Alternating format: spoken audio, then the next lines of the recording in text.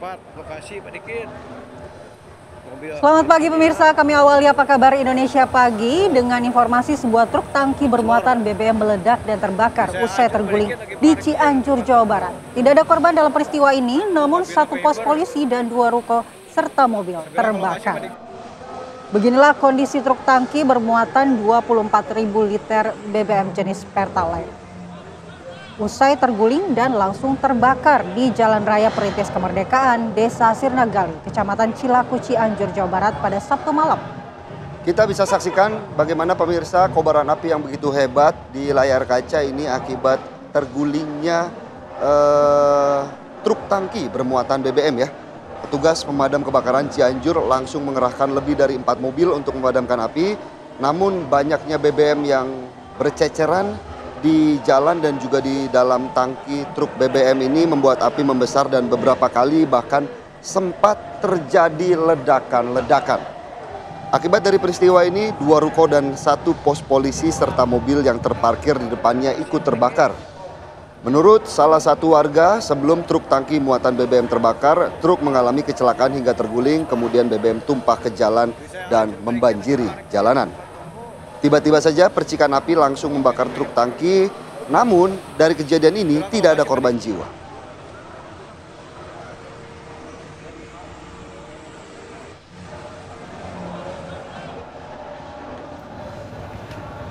Sementara itu pemirsa, 2 kelompok remaja terlibat aksi saling serang di Jalan Raya Laksamana Malahayati, Jatinegara, Jakarta Timur.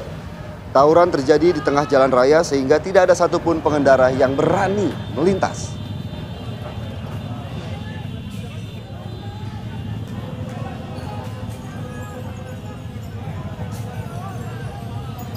Menggunakan kayu, batu, bahkan senjata tajam, 2 kelompok remaja terlibat aksi saling serang di Jalan Raya Laksamana Malahayati, Jatinegara, Jakarta Timur, Sabtu malam. 2 kelompok remaja tersebut terlibat perkelahian sengit untuk saling melukai. Tawuran ini menyebabkan tak ada satupun pengendara yang berani melintas. Aksi tawuran bisa diredam saat petugas kepolisian tiba di lokasi. Bahkan hingga saat ini juga belum diketahui penyebab pasti tawuran, namun dugaan sementara tawuran terjadi hanya karena lantaran saling ejek. Jangan suka ngejek-ngejek. Jangan saya. Ya, karena kita tidak tahu kedalaman hati seseorang.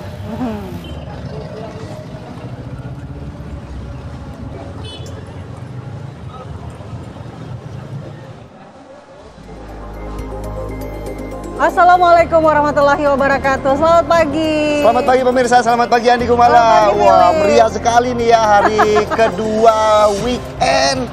Awal bulan lagi. Iya, di belakang kita ramai nih orang mau lari, mau jogging. Makanya kita agak pindah nih pagi hari ini, agak maju supaya juga kita masih tetap bisa merasakan atmosfer keramaian di belakang kita begitu ya. Ada yang foto-foto nggak ya di depan tuh? Wah, kan kalau itu event lari atau lagi lari di CFD biasanya kan banyak yang foto-foto. Saya suka lihat tuh kalau Andi Kumala posting di Instagram olahraga tuh ada yang sepeda. Kalau Andi Kumala pasti sepeda sama lari ya. Tapi kemudian bagaimana? Apakah Andi Kumala merasa nyaman dengan foto-foto yang kemudian ditampilkan atau seperti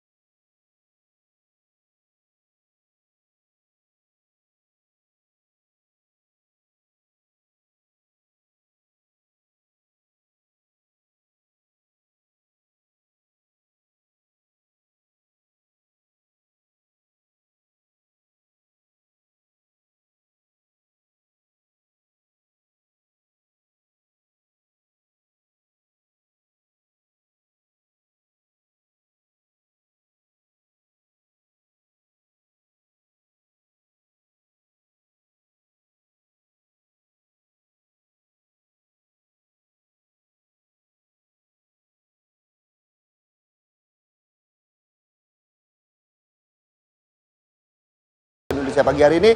Tapi kami akan hadirkan informasi-informasi lainnya pemirsa. Selainnya kita akan buka juga ini ada informasi pesta narkoba nih Andi Kumala yang terjadi di Makassar kemudian digerebek oleh polisi. Tembakau sintetis siap edar hingga bahan pembuat ini bahkan bekas alat hisap sabu juga ikut diamankan oleh pihak kepolisian.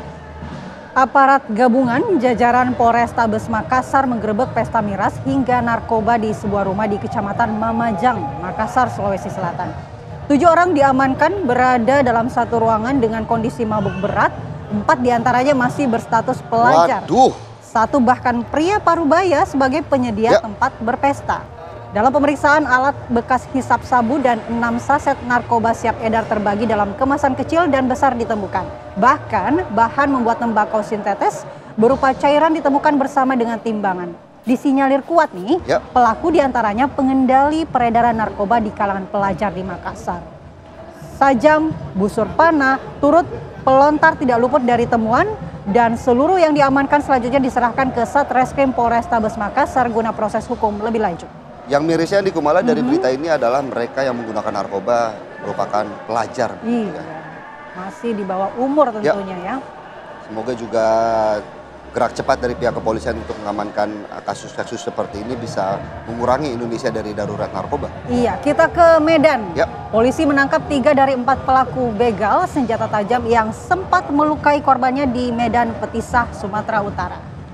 Ketiga pelaku ini ditangkap saat berada di sebuah rumah kosong yang dijadikan tempat persembunyiannya, di mana kalau kita lihat aksinya ini, Andi Kumala dan pemirsa, selain membegal korban saat berpacaran di Taman Beringin, Kecamatan Medan Baru, ketiganya juga mengaku telah puluhan kali melakukan aksi pencurian sepeda motor yang kemudian aksinya terekam oleh kamera CCTV. Polisi mengamankan sebilah pedang yang selalu digunakan saat beraksi dan 3 unit sepeda motor hasil kejahatan, di mana ketiga pelaku merupakan residivis kasus begal yang baru saja keluar dari lapas. Bisa kita lihat ketenangan ya dari para pelaku ketika mengambil motor yang terekam oleh CCTV, artinya memang para pelaku ini merupakan residivis begitu ya. Iya, profesional berarti ya. Kita beralih ke berita lainnya. Pemirsa, truk yang membawa 5 unit sepeda motor tanpa surat atau bodong dan limbah cairan kimia ini kemudian berusaha menghindar saat hendak dihentikan polisi ya di wilayah Lampung Selatan ya. Ya. Aksi kejar-kejaran antara truk dengan patroli Polsek Penengahan terjadi kemarin. Peristiwa tersebut berlangsung di sepanjang jalan lintas Sumatera hingga menarik perhatian warga sekitar. Petugas kemudian menghentikan laju truk dengan mengadang menggunakan mobil patroli yang ringsek ditabrak. Bahkan Aibtu Novi Arianto mengalami cedera dan dibawa ke Rumah Sakit Bob Bazar untuk mendapatkan perawatan medis. Ditemukan 5 unit sepeda motor bodong serta limbah cairan kimia di dalam kendaraan. Berdasarkan pengakuan supir, barang-barang tersebut dibawa dari Pasar Rebo, Jakarta Timur dengan tujuan Lahat, Sumatera Selatan.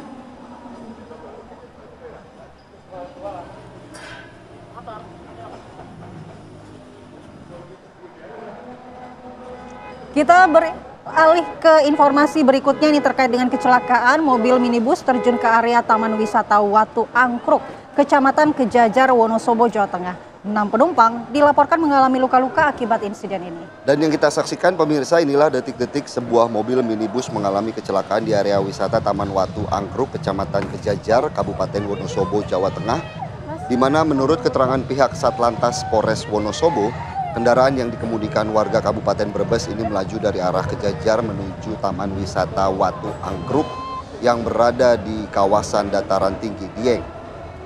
Bagaimana kemudian kita saksikan cukup mengerikan ya di Kumala, posisi mobil terbalik hingga mengeluarkan asap.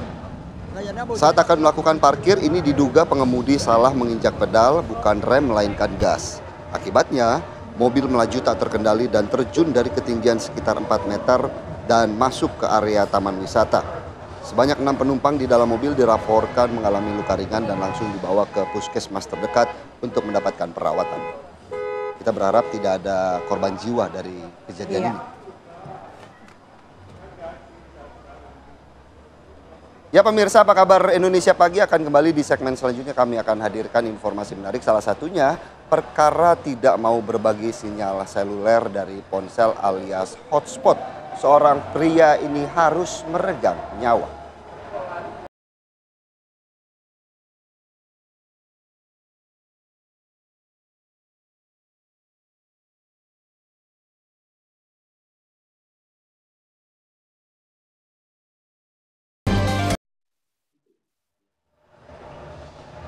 Kembali di Apa Kabar Indonesia Pagi, pemirsa kami mau informasikan ini tentang yang palsu-palsu. Memang sekarang lagi marak yang palsu ya, pertemanan juga suka palsu. Cinta?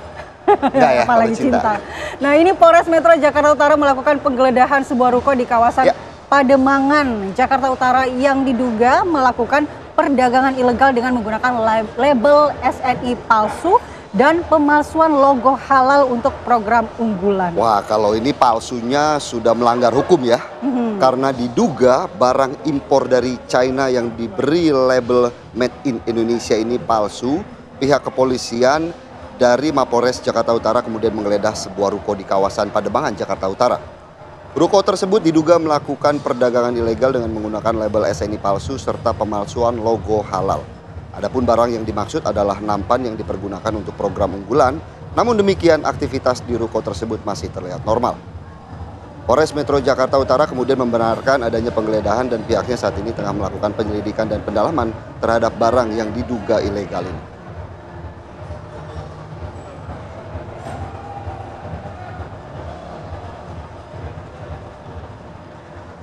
Kita beralih ke berita selanjutnya, pemirsa. Dua kerangka manusia dengan kondisi hangus terbakar ditemukan di salah satu gedung yang beberapa waktu yang lalu ini terbakar di Jalan Kuitang Raya, Senen, Jakarta Pusat. Polisi kini tengah menyelidiki dan melakukan tes DNA dengan keluarga para korban hilang, mengingat gedung tersebut sempat dibakar dan dijarah massa saat aksi unjuk rasa pada akhir Agustus lalu. Saat ditemukan, kedua jenazah yang diduga berjenis kelamin laki-laki berada di atas plafon bersama tumpukan material gedung. Kondisi kedua jenazah telah hangus terbakar dan sulit dikenali. Selain melakukan penyelidikan, kepolisian juga melakukan tes DNA kepada dua keluarga korban hilang saat aksi unjuk rasa akhir Agustus lalu. Tes DNA guna memastikan apakah keduanya merupakan korban hilang yang belum ditemukan atau sosok yang berbeda.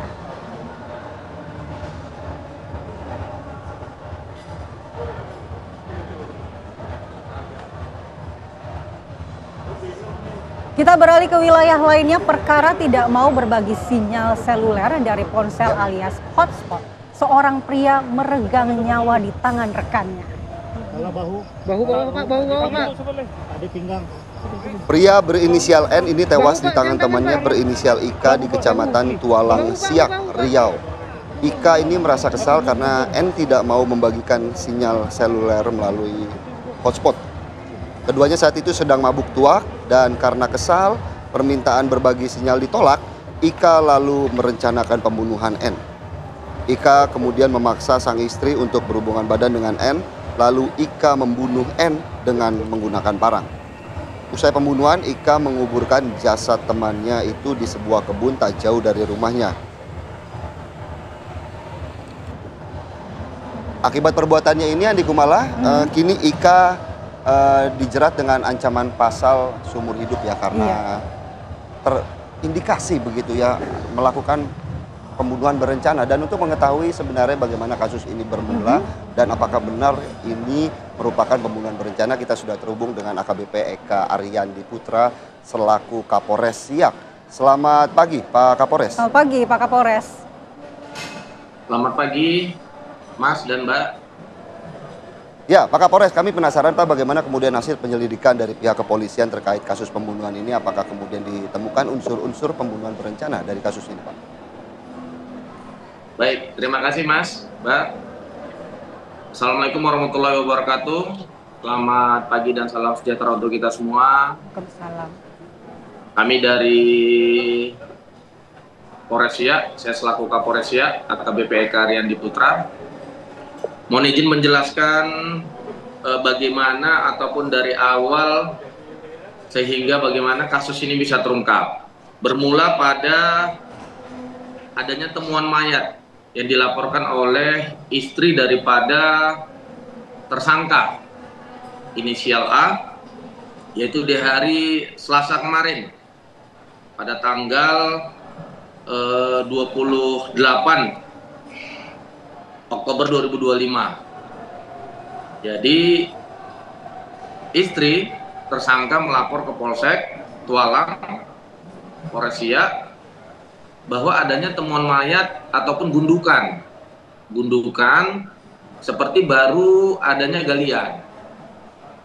Jadi berdasarkan informasi tersebut, kita dari Polsek Tualang melakukan pengecekan bahwa benar bahwa ternyata itu adalah mayat seorang laki-laki yang sudah dikubur. Jadi langsung saya memerintahkan Kasat Reskrim beserta tim identifikasi untuk melaksanakan olah TKP. Langsung korban kita bawa ke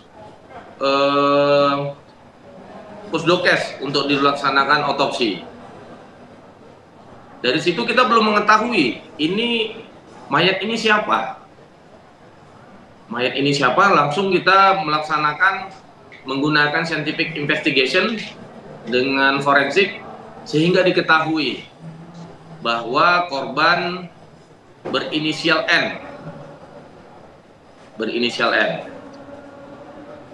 Tim lain pada saat melaksanakan olah TKP ada menemukan CCTV dan melihat bahwa ada potongan video pada saat hari Minggu dini hari di tanggal 26 adanya rekaman yang terlihat antara tersangka dan korban ini kejar-kejaran.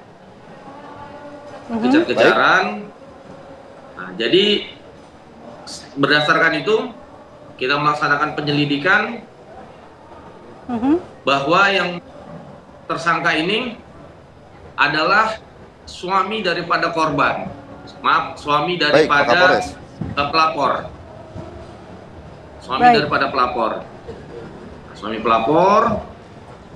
Setelah itu kita melaksanakan penyelidikan dan alhamdulillah tidak begitu lama karena pengungkapan kasus ini bisa terungkap dalam waktu 1 kali 24 jam. Jadi kita tangkap Pak Kapolres. Siap. Nah, kita tangkap ya, Pak Kapolres. Di daerah Kecamatan Lalu Tampan, berapa ancaman hukuman untuk pelaku, Pak? Ancaman hukuman untuk pelaku 20 tahun penjara karena kita menggunakan pasal 340 KUH pidana subsidiar 338. Baik. Terima kasih Pak AKBP Eka Ariandi Putra selaku Kapolres Siak terkait juga penjelasannya dari kasus pembunuhan Modusnya, Mas? Mau kita jelasin, Mas? Diakibatkan dari ditolaknya pemberian hotspot begitu. Iya. Terima kasih Pak AKBP sudah bergabung bersama kami di Apa Kabar Indonesia pagi hari ini. Dan kami akan kembali saat lagi dengan bahasan utama kita hari ini terkait dengan utang mush yang Presiden Prabowo Subianto sudah menekankan kepada bawahan-bawahannya untuk segera memberikan bantuan pelunasan dan strategi apa untuk bisa segera melunasi utang mush ini dengan skema yang lebih baik ya. Sesaat lagi.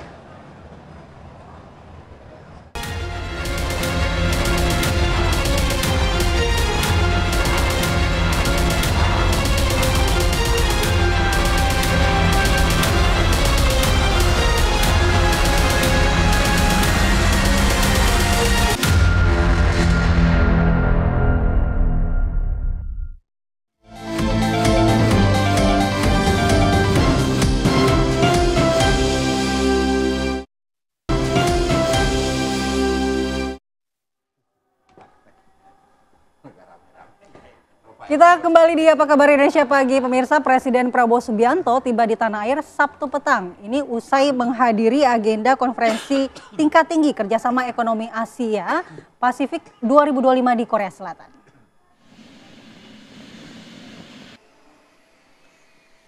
Pesawat kepresidenan yang membawa Presiden Prabowo ini mendarat di Base Ops Halim Perdana Kusuma sekitar pukul 18.45 waktu Indonesia Barat.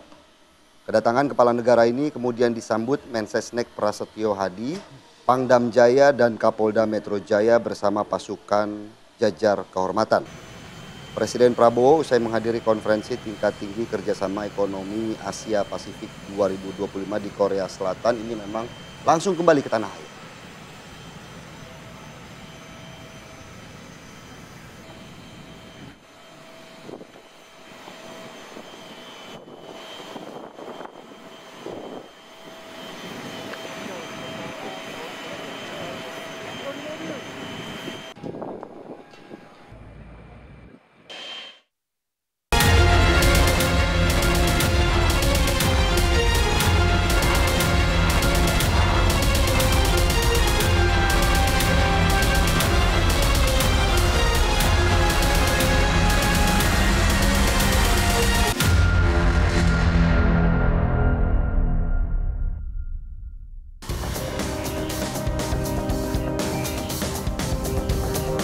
Laju kereta cepat itu rupanya membawa beban yang berat.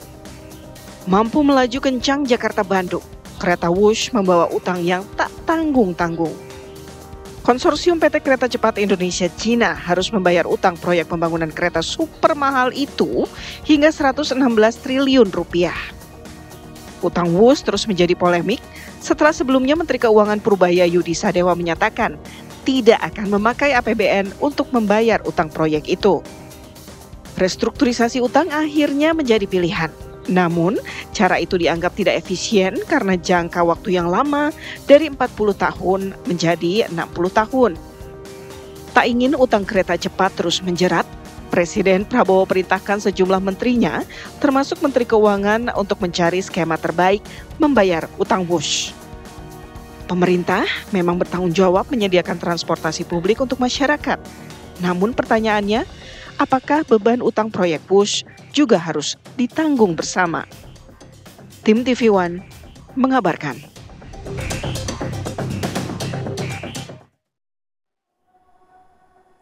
Pengennya sih kereta cepat Wush menyelesaikan utangnya juga secepat lajunya ya. Wah, itu dia. Tapi kan juga kita harus menerima kenyataan bahwa sangat besar ternyata utang yang kita tanggung. Tapi ternyata Presiden Prabowo Subianto juga sudah memberikan angin segar terkait bagaimana kemudian polemik dari hutang kereta cepat ini, karena dalam rapat terbatas yang digelar beberapa hari yang lalu, Presiden juga sudah meminta Danantara, Menko Erlangga dan juga Menkyu Purbaya untuk kemudian menyelesaikan hutang piutang dari kereta cepat ini. Solusi seperti apa yang harus ditemukan untuk bisa menyelesaikan hutang Wush ini? Dan juga adakah celah korupsi yang bisa ditilik ya dari kasus ini? Kita akan bahas dengan narasumber yang sudah bergabung di studio. Ada Mas Yudi Purnomo, mantan penyidik KPK. Selamat pagi, Mas Yudi. Pagi Mbak, pagi Mas. Wah, semangat sekali nih pagi. Revolusi tidak berhenti di hari Minggu. Jalan terus, gas terus. Ya, kan? Gila ya. Terus ada Pak Trubus Rahadiansyah, pakar kebijakan publik. Selamat pagi, Pak Trubus. Ya, pokoknya mantap. Pak Trubus, langsung saja saya mau minta tanggapannya gaspol. terkait bagaimana kemudian Presiden Prabowo Subianto sudah memerintahkan jajarannya untuk kemudian menyelesaikan hutang piutang dari kereta cepat ini. Seperti apa kemudian Pak Trubus melihatnya? Iya, saya melihat bahwa kondisinya sudah, istilah turbulensi politiknya sudah sangat tinggi terkait bus ini, sehingga Presiden perlu turun tangan.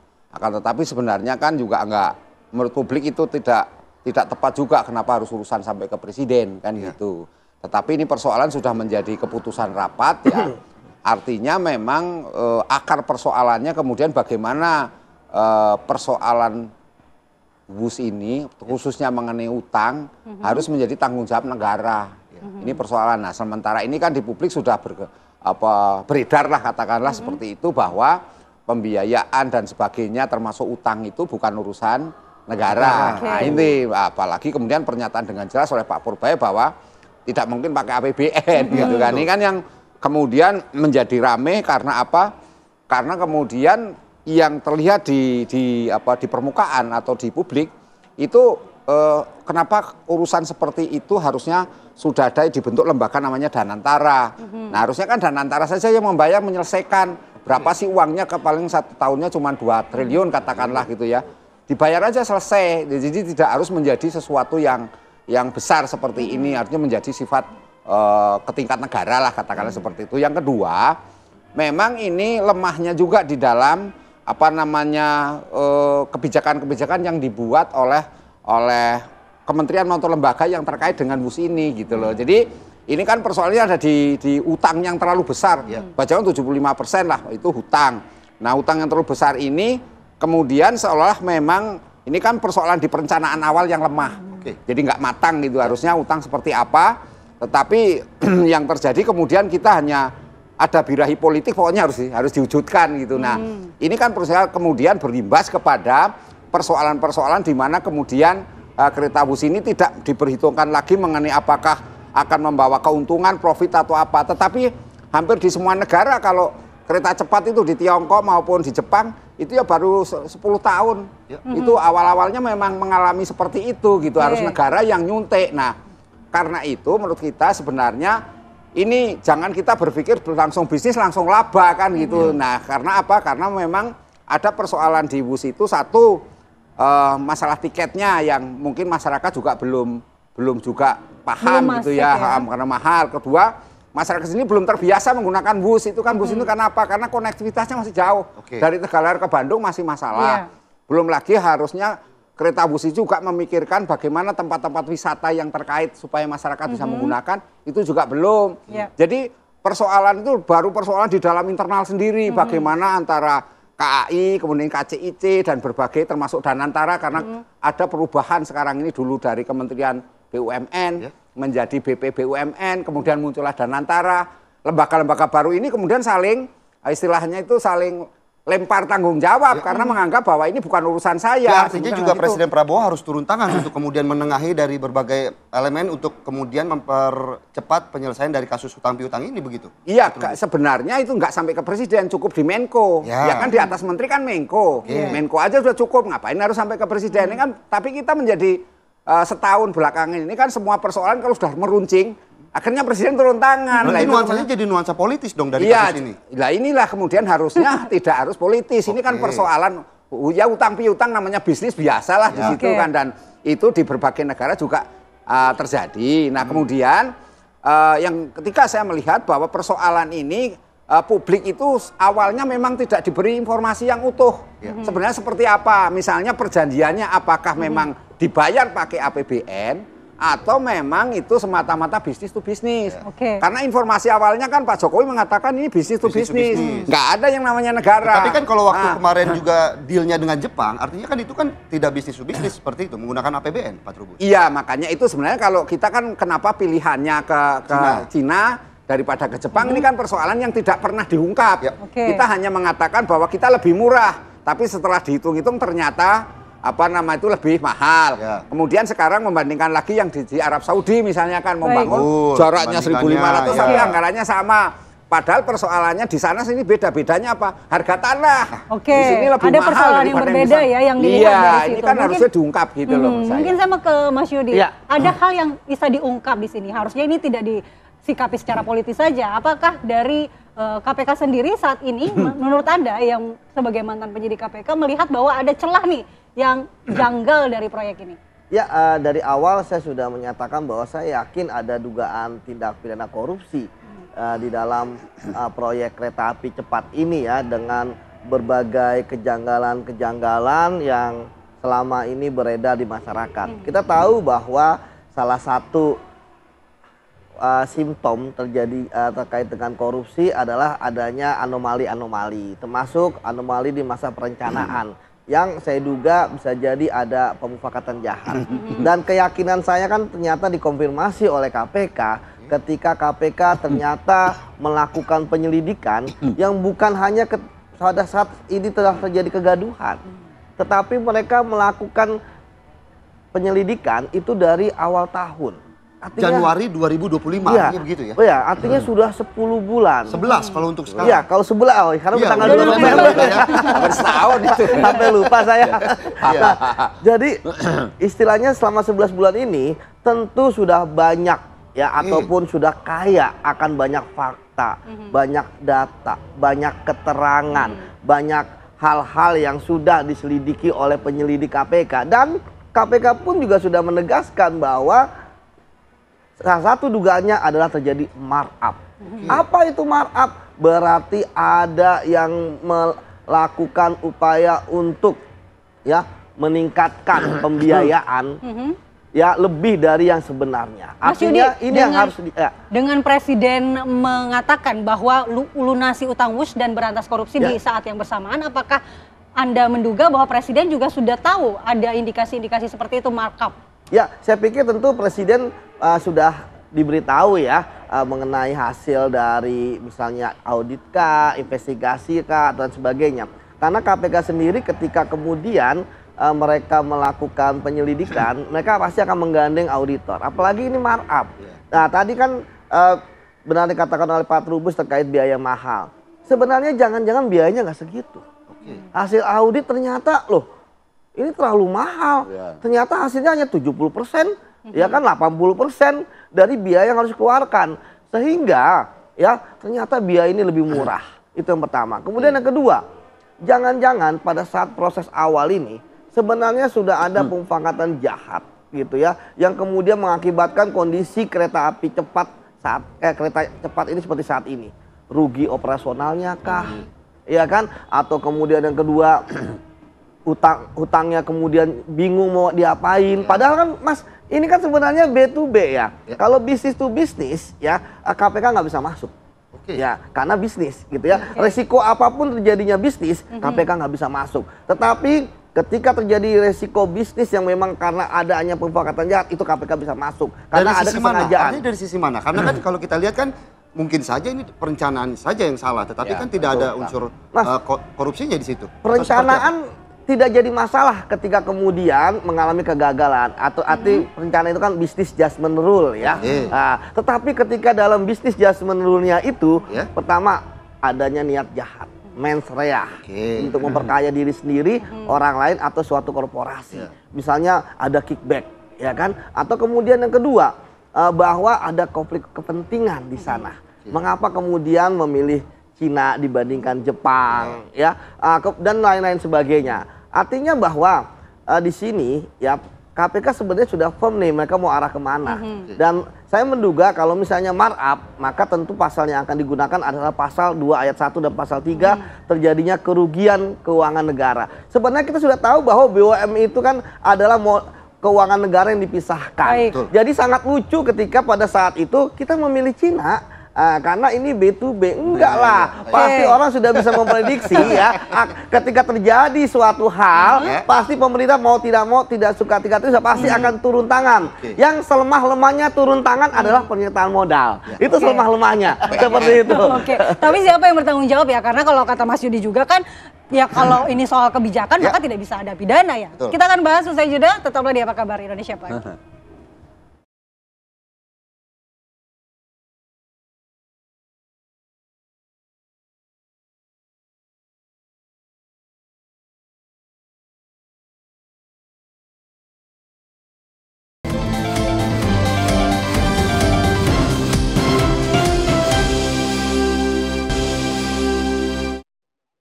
Nusantara. Oh ya, saya di ini. Kita lanjutkan dialog di Apa Kabar Indonesia Pagi. Saya mau ke Pak Trubus. Pak Trubus, Presiden menginginkan solusi yang tegas dan juga cerdas untuk menyelesaikan utang WUS ini. Tetapi juga dia menegaskan harus ada upaya pemberantasan korupsi jika memang diadakan celah. Untuk proyek-proyek besar seperti ini, memang kebijakannya sangat berpotensikah terjadi korupsi? Kalau dari kebijakan publik, biasanya potensi itu sangat besar. Karena apa? Karena dalam perencanaan itu sudah seringkali apa sesuatunya itu dimaaf atau kemudian disimpangkan atau segala sesuatu. Pokoknya segala sesuatu sudah direncanakan secara sistematis. Itu bisa. Jadi diketahuinya biasanya belakangan atau malah kadang sulit tidak tersentuh sama sekali karena kepandaian di dalam merancang satu kebijakan itu. Nah, apalagi kemudian kebijakan itu melibatkan elit-elit, entah elitnya dari parpol, elitnya dari pemerintah sendiri, elitnya dari pengusaha. Ini sangat sulit karena mereka sudah ada kesepakatan TST, tahu sama tahu. Nah, itu yang menjadi yang kedua, bahwa sebuah kebijakan itu seringkali memang disusupi oleh kepentingan. Nah, karena apa? Karena kebijakan itu berasal seringkali dari kelompok-kelompok tertentu. Kelompok tertentu. Mungkin kaitannya dengan WUS ini, ada kelompok-kelompok tertentu yang menyampaikan kalau begitu ambil saja. Artinya ambil bahwa itu tetap kita laksanakan, padahal sudah banyak masukan supaya jangan dulu. Kan seperti itu. Tetapi karena pertimbangan punya kepentingan, entah kepentingan politik, entah pencitraan, entah karena ada kelompok-kelompok lain yang ingin diuntungkan dari sebuah kebijakan itu bisa saja terjadi. Tapi Pak Trubus, apakah emang ada korelasinya dengan manajemen utang WUS yang saat ini sedang diusahakan dengan penyelesaian korupsinya dulu nih? Ada. Kalau misalnya kenapa utang begitu besar? Harusnya kan ada semacam rasionalitas di dalam kebijakan itu. Karena kebijakan itu pakai logika kuat di dalam logika. Ketika ini dipertimbangkan sampai utangnya sampai 70-75%, itu dan dihitung kemudian kan ada hitung-hitungnya kalkulasi kemudian berapa lama mengembalikan dan bagaimana kemudian selama operasional itu biayanya berapa. Ini kan semuanya akhirnya kita lihat KAI yang semuanya mengandung. KAI yang paling besar 53% di dalam operasional itu. Ini yang membebani kemudian KAI pihak yang dirugikan karena yang operasional KAI.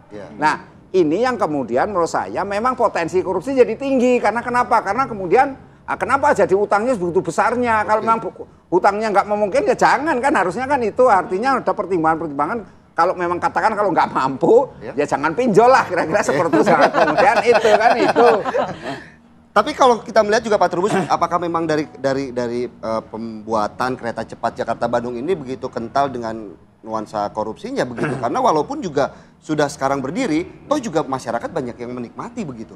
Iya, kalau dari sisi apa namanya kebijakannya, memang itu potensi itu besar. Ya. Nah, potensi itu ada sangat besar, karena itu kenapa KPK istilahnya Masuk, terburu-buru masuk gitu kan. gitu, ya. Masuk meskipun dikatakan tadi Pak Yudi, Mas Yudi ini mengatakan sudah sejak Januari misalnya seperti itu, tapi sampai sekarang kok belum, baru setelah Ramai, istilah no viral no kebijakan. justice jadi berubah kan. Ini karena viral, rame lah gitu. Jadi ini kan hal sesuatu yang menurut saya juga harus dipertimbangkan. Yang kedua, dari sisi publik memang ada kenaikan signifikan penumpang ini. Artinya masyarakat kita untuk naik kereta cepat tinggi loh. Dan ini untuk pertama kali di Indonesia lah katakanlah. Dan tidak bisa dipungkiri ada kebanggaan juga. Ada kebanggaan di situ. Ini sisi positif, artinya apa yang disampaikan Pak Jokowi juga ada benarnya. Ada investasi sosial yang dibenarkan sama Pak Purbaya kan. Ada benarnya juga gitu. Tapi persoalannya kemudian bagaimana kemudian publik ini melihat keberlanjutan dari kereta cepat ini kan itu. Kalau keberlanjutannya tentu haruslah ada restrukturisasi lah gitu biayanya. Bahkan informasinya juga sudah dipersiapkan Jakarta-Surabaya begitu. Betul lah, itu kan kemudian apakah kemudian Jakarta-Surabaya untuk menutup ini kegagalan dari, sebenarnya gagal juga enggak karena bornya keretanya ini, tapi dalam hal ini karena hutang itu tadi menyebabkan persepsinya berarti ini gagal dari proyeknya. Gagal kebijakan, gitu. secara kebijakan gitu. Secara kebijakan kan karena gitu. Perencanaan ataupun gitu ya. Betul, tapi kalau kemudian misalnya, kita bangkit lagi kalau begitu dari Jakarta-Surabaya, ya sudah berarti bisa menutup ini persoalan ini kan. Kadang-kadang suatu kebijakan itu bisa dialihkan untuk mengelabui publik, itu bisa. Menyelesaikan masalah dengan masalah yang baru. Iya, masalah yang baru. Suatu kebijakan bisa digunakan untuk menutupi sebuah kebohongan publik. Ya, Pak Trubus ya. Betul. Itu kalau KPK masuk dengan alasan itu, bagaimana proses hukum ini bisa tetap berjalan, tapi tidak mengganggu juga proyek untuk masyarakat. Karena kan harus berjalan juga nih push-nya. Ya itu yang kemudian kemarin kan saya takutkan ya, bahwa kalau KPK tidak bergerak cepat, ya kepercayaan publik untuk menaiki kereta api cepat itu pasti agak berkurang gitu kan, karena tentu publik ingin mengetahui ini markup-nya di mana. Kalau markup-nya ternyata di rel kan berbahaya, ya kan, atau di keretanya nggak sesuai spek gitu ya. Tetapi makanya oleh karena itu kan ini KPK ya, saya pikir sudah di backup oleh Pak Presiden loh. Pak Presiden mengatakan akan membantu terkait dengan utang, tetapi ada embel-embelnya, berantas korupsi. Berantas korupsi artinya KPK pimpinannya harus segera ya memanggil penyelidik ya untuk mengadakan gelar perkara. Karena memang penyelidikan itu baru bisa naik ke penyidikan ketika ditemukan bukti permulaan, dan dalam waktu 7 hari sejak ditemukan bukti permulaan, penyelidik harus lapor kepada pimpinan KPK dilakukan gelar perkara. Nah, kalau gelar perkara ini saya yakin bahwa tentu dengan adanya penegakan hukum, apalagi Presiden pun dukung ya, ini kan jadi sinyal buat KPK untuk segera pihak-pihak yang bertanggung jawab. Jangan-jangan ternyata ya real cost dari pembiayaan ini ternyata hanya 70% sudah saya sampaikan. Nah, kalau 70% artinya 30% itu bisa kita kejar. Ya, kita namanya aset treasury, ya aset tracing. Kita telusuri kemana aja tuh ya uang-uang yang dikorupsi itu, sehingga diharapkan ya bisa untuk membayar utang dan kemudian terjadi renegosiasi gitu, renegosiasi. Kenapa? Ternyata banyak dikorup kok. Ya kan, karena ternyata banyak di markup. Saya menduga proses markup ini banyak itu di lahan. Ya, karena lahan ini kan istilahnya bisa bisa banyak mafia-mafia tanah yang bermain. Modusnya seperti apa kalau modusnya banyak, Mbak. Misalnya ternyata pemilik lahannya baru misalnya kan. Padahal kita tahu kan lahan kereta api itu kan kita tahu bahwa lahan kereta cepat itu kan istilahnya biasanya perkebunan masyarakat, ya kan, dan sebagainya. Kok tiba-tiba ada yang punya orang dari daerah lain misalnya? Apakah ada insider trading? Ya, kemudian masalah appraisal dari harga tanah. Jangan-jangan juga kemahalan. Ya, misalnya harusnya 5 juta gitu kan, ternyata dibikin 20 juta. Artinya kalau penyelidikan dari awal tahun, apakah kemudian 11 bulan juga belum ditemukan unsur-unsur itu? Atau justru ada yang masuk angin begitu dalam tanda kutip? Nah, kalau kita lihat proses penyelidikan KPK, itu kan memang babat alas, Mas, kalau di awal. Artinya semua proses pasti akan dikerjakan, baik itu perencanaan, proses pekerjaan, proses pengadaan maupun operasional saat ini.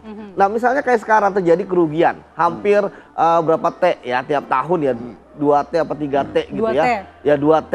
Nah, itu kan dilihat ini ruginya di mana, pasti akan diaudit. Ya kan, jangan-jangan tadi dia bilang ternyata banyak yang kemahalan. Oh, artinya KPK juga menunggu dulu ya hasil bagaimana kemudian proses hutang piutang ataupun pembayaran yang dilakukan kepada Nggak perlu, penegakan hukum tetap jalan, Mas. Oke. Iya, makanya tadi saya katakan bahwa KPK pasti akan menggandeng badan audit. Tapi 11 bulan nggak kelamaan, Mas Yudi? Wah, itu makanya kan kenapa ketika ada terjadi kegaduhan ini tadi saya katakan pimpinan KPK harus segera memanggil penyelidik, ya kan, harus ditanyakan sudah ditemukan bukti permulaan tidak, karena tadi saya katakan harusnya ini kan kaya akan Bahan-bahan yang ditemukan. bahan-bahan gitu. karena udah 11 bulan. Itu dia. Bukti-buktinya sebenarnya udah banyak ya. Betul. Nah, sekarang apakah KPK mau langsung memakai penggal kepala, langsung kepalanya diambil, atau kemudian pakai Oke. teori makan bubur panas Dari pinggir pinggir. dulu. Waduh, Gitu kan. waduh. Jadi lapar nih karena Jadi pagi-pagi. lapar kita.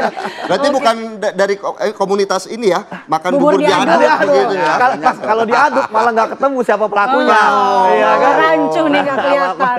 Oke, terima kasih Mas Yudi. Terima kasih Terima Pak kasih Trubus. Mas Yudi, Pak Sama-sama. Trubus waktunya pada pagi hari ini. Tentunya kita berharap bagaimana permasalahan dari hutang piutang dari kereta cepat ini bisa cepat selesai karena jujur saja saya juga pernah merasakan ya kereta cepat dan enak nyaman kok sebenarnya. Oke. Ya. Oke, kita harapkan bersama-sama solusi tegas dan cerdas yang diharapkan Presiden Prabowo Subianto juga segera ditemukan. Baik, Amin. terima kasih. Terima kasih untuk Dan narasumber yang telah hadir pada pagi hari kita ini. akan kembali saat lagi dengan informasi ceklek fotografer di fotografer. CFD. Apakah ini ada pelanggaran privasi atau murni kreativitas? Sesaat lagi.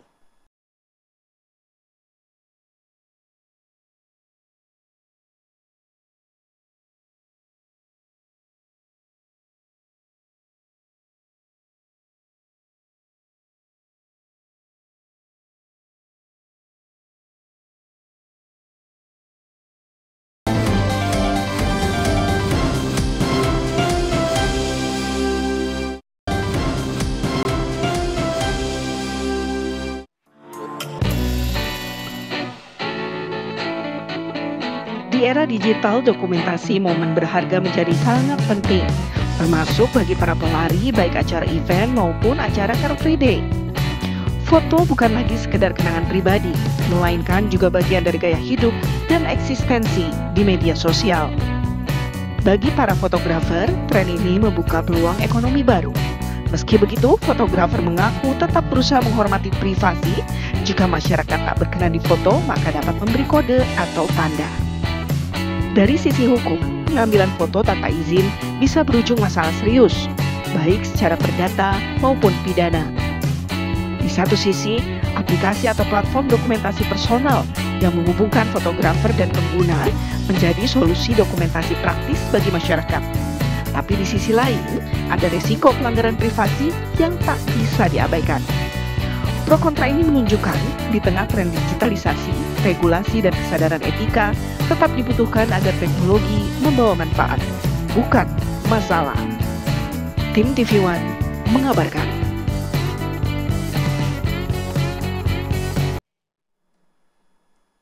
Kalau Andi Kumala bagaimana? Kalau ada yang ngambil foto seneng apa marah? Gimana ya, masih galau. Soalnya kadang-kadang kalau fotonya bagus seneng juga, tapi kalau fotonya jelek jadi marah. Gitu ya.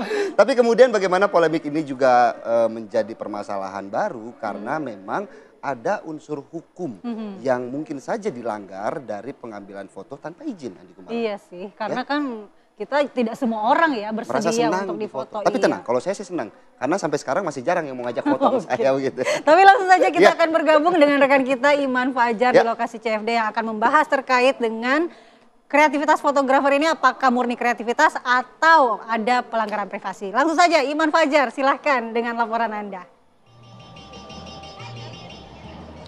Oke, selamat pagi Philip Mala dan juga pemirsa. Hari ini kita lagi ada di CFD Senayan dan kita hari ini akan membahas mengenai fenomena yang lagi viral mengenai street photography ataupun juga fotografer jalanan yang biasanya memfoto orang-orang yang lagi CFD, terutama yang lagi lari, dan kemudian hasil fotonya itu dijual di marketplace. Nah, nanti orang-orang tersebut akan membayar dengan harga tertentu. Nah, kita pengen mengajak ngobrol, ada beberapa pelari di sini dan juga fotografer. Kita pertama ke pelari-pelari yang ada di sekitar Senayan di sini.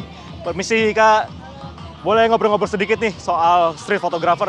Namanya siapa nih? Ivana, Nia. Bagus. Oke, Kak Ivana, Kak Nia, dan Kak Bagus. Sebelumnya tahu nggak sih soal fenomena street photography? Tahu banget, yang lagi booming gitu ya kan? Oke. Pernah beli nggak?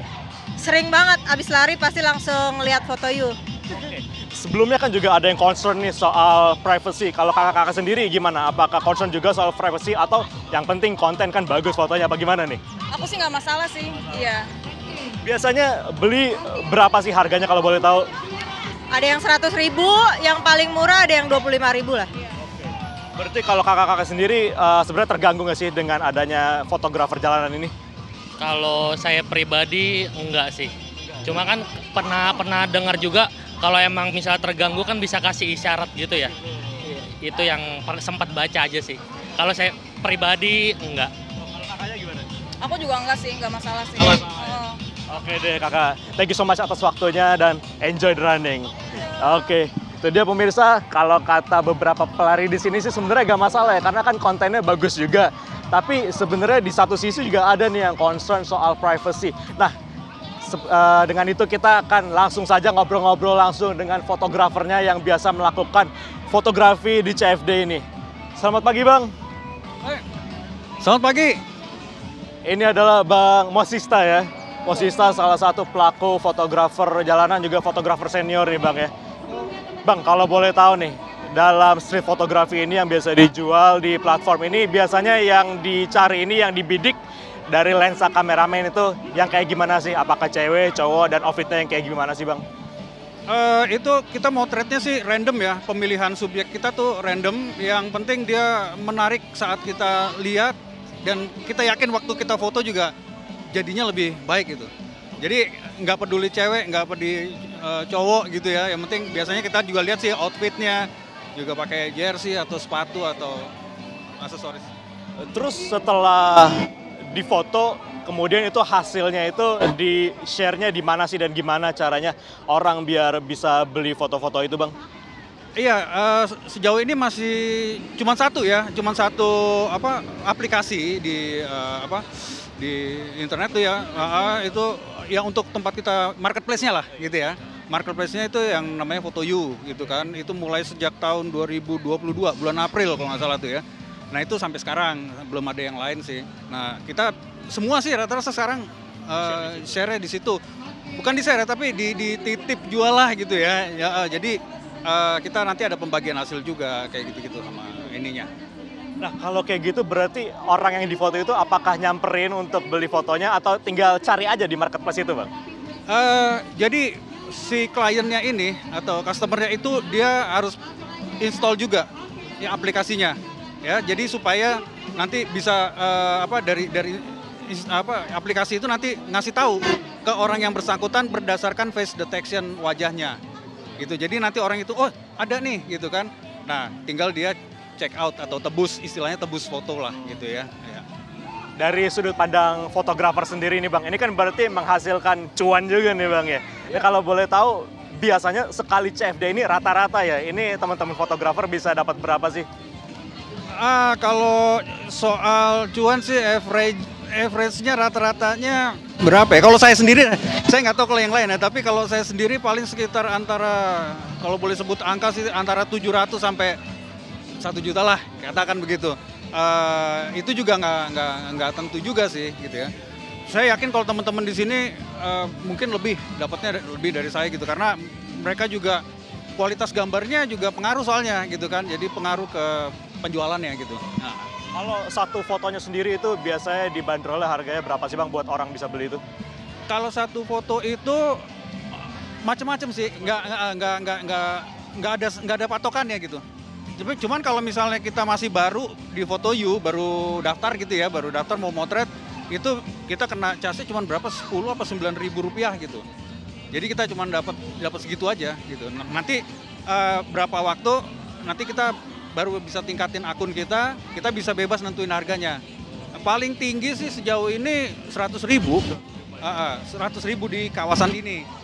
Kalau daerah-daerah lain yang di daerah sih beda lagi gitu ya. Tapi kalau di daerah sini rata-rata tuh antara ada yang 35 sampai 100 lah gitu.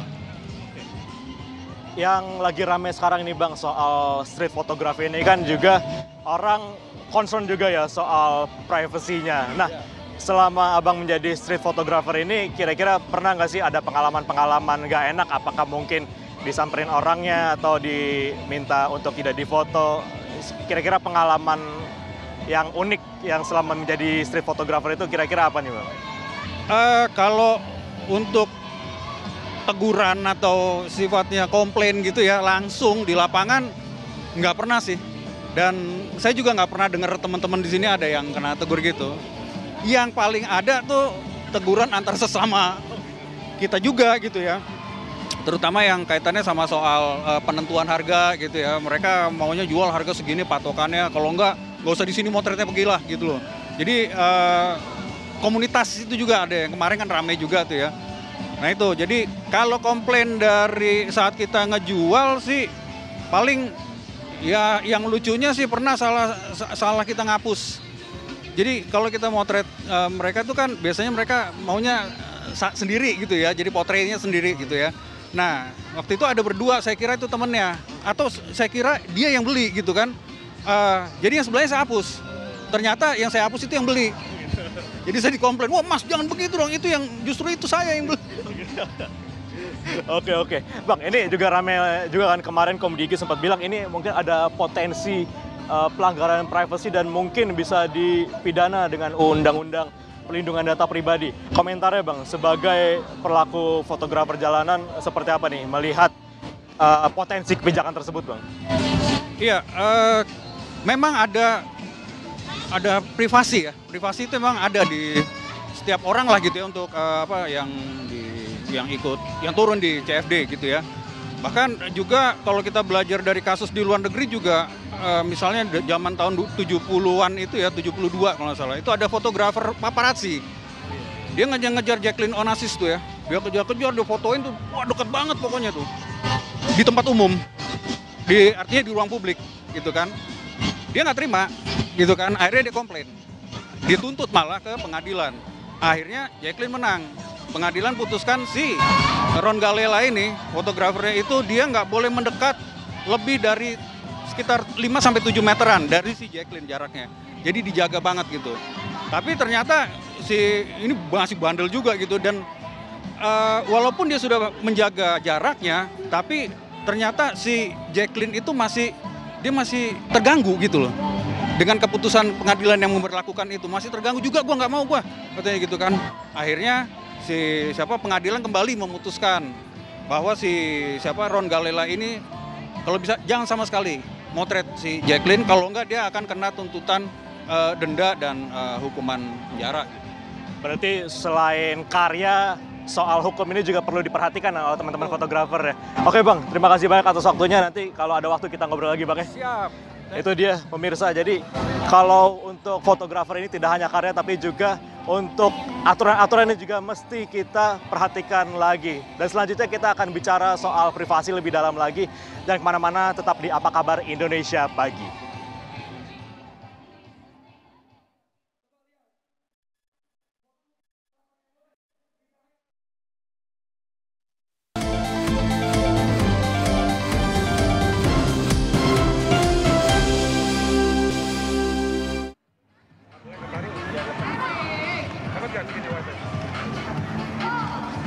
Kembali lagi di Apa Kabar Indonesia Pagi on location. Kalau tadi pemirsa kita sudah ngobrol-ngobrol mengenai fenomena street fotografi dari sudut pandang fotografer. Nah kali ini kita akan mengajak pemirsa untuk ngobrol-ngobrol soal fenomena ini dari sudut pandang hukum ya.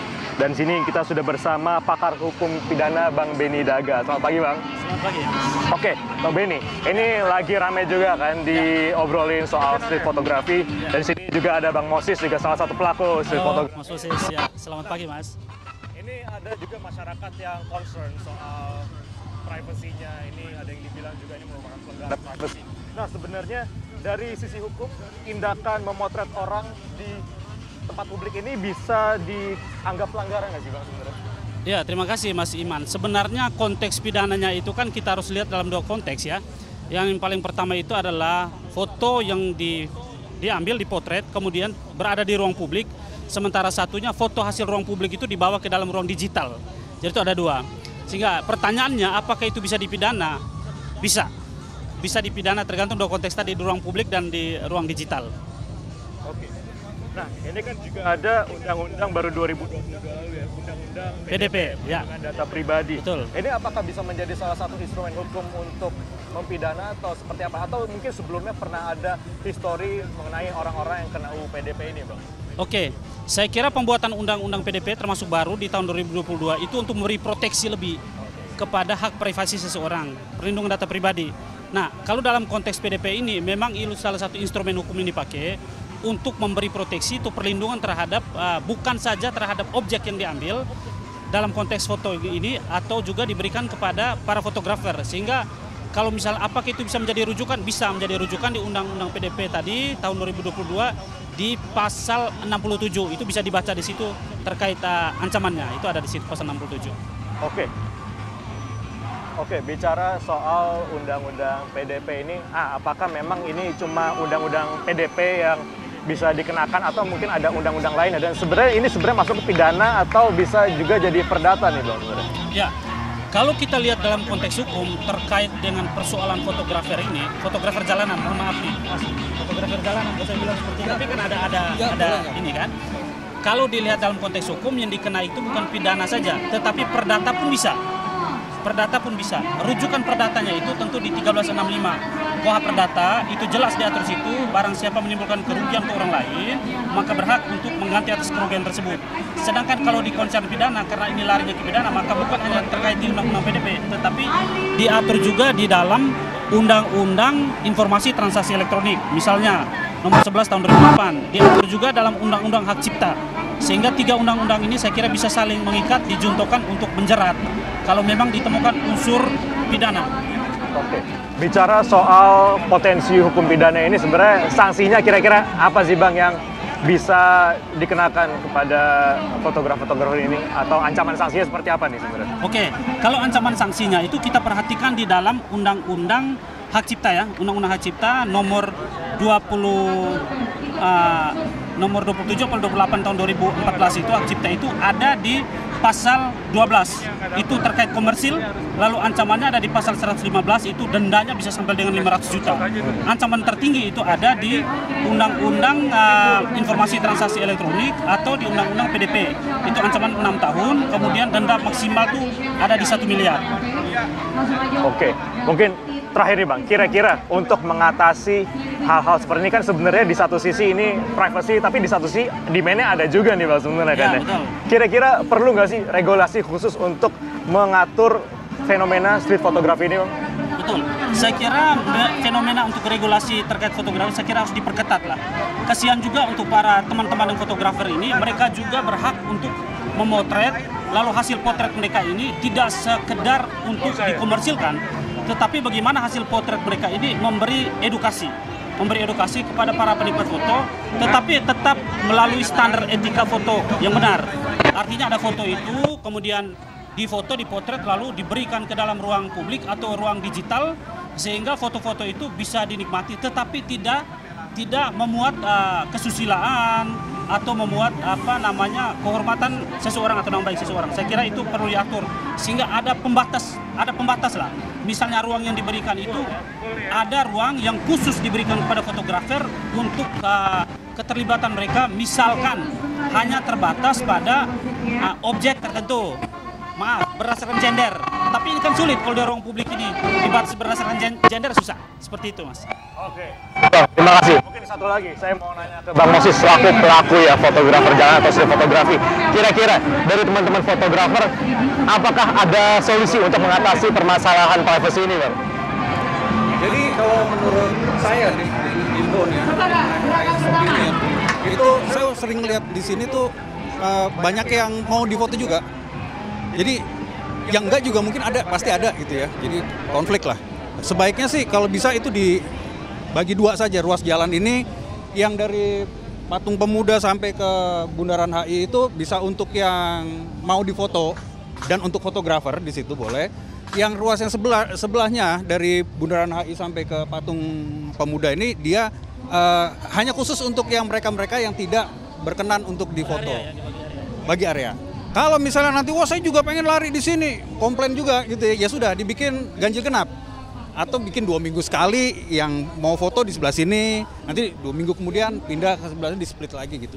Jadi mungkin itu salah satunya untuk kita bisa saling berbagi lah. Itu ada haknya fotografer, ada haknya privasinya dari pelarinya dan lain-lain gitu. Oke, Bang Moses, Bang Mendy, terima kasih banyak atas waktunya. Jadi kalau bisa kita rangkum ini sebenarnya tadi salah satu solusinya mungkin bisa dibikin jalur khusus fotografer dan jalur khusus yang tidak mau difoto. Dan tentunya buat teman-teman fotografer juga masih ada beberapa yang juga bisa kita perhatikan ya soal karya. Ini kan juga menjadi salah satu karya juga karena memang ada juga pelari-pelari yang sebenarnya memang pengen juga difoto. Dan juga di satu sisi ada juga yang pengen memilih untuk menjaga privasinya. Dan mungkin satu lagi Bang, kita bicara soal aplikasi yang lagi ramai ini kan sebenarnya juga ada soal user agreement-nya di situ. Jadi di mana untuk orang atau klien-klien ini untuk mau masuk ke aplikasi ini tentunya ada persetujuannya dulu dong untuk oke, mau difoto, mau juga datanya masuk dengan AI face recognition. Nah, mungkin untuk masyarakat yang pengen mendaftar di aplikasi tersebut untuk beli foto tersebut, kira-kira dalam user agreement ini apa sih yang perlu diperhatikan agar kemudian bisa datanya tetap aman, terjaga gitu Bang? Saya kira yang paling penting di sini adalah bagaimana ada kesepakatan dan itu sudah diatur dalam Undang-Undang Hak Cipta kurang lebih. Sehingga saya yakin bahwa di aplikasi tadi user agreement itu mungkin mengadopsi dari apa yang ada di Undang-Undang Hak Cipta yang mengatur soal misalnya ada kesepakatan persetujuan dari objek atau orang yang mau difoto, lalu foto itu disepakati kemudian bisa di-upload atau disebarkan di ruang digital. Tetapi harus ada kesepakatan. Kesepakatan itu dalam bentuk apa? Tentu dalam bentuk tertulis. Karena sudah pasti ketika itu di-upload, yang diperhatikan dalam Undang-Undang Hak Cipta itu adalah tentang nilai komersil secara ekonomisnya.